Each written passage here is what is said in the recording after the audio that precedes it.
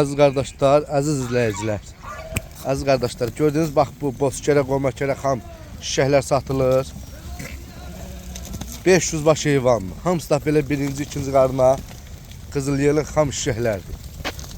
Görürsünüz heyvanlarımızı. Bir gündə mart ayının 28'idir. Bak bu cürə heyvanlardır. Mart ayının 28'i.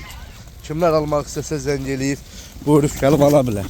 Qoyun hamısı bak belə yetki elində. Baba. Qızılyelin şişəklərdir hamısı. Ay səriyyəti votavot doğası xam şişəklərdir. Kimlər almaq istəsə əlaqə nömrəmizdə, səhifəmizdə var.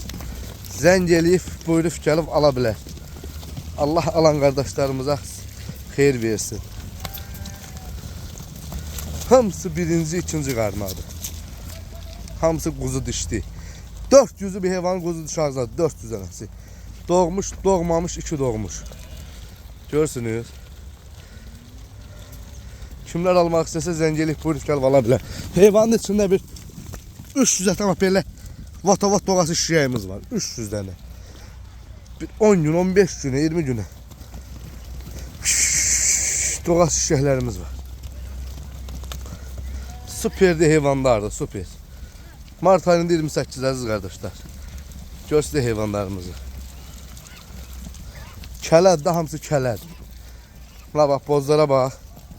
Hay maşallah. Bozlara bak.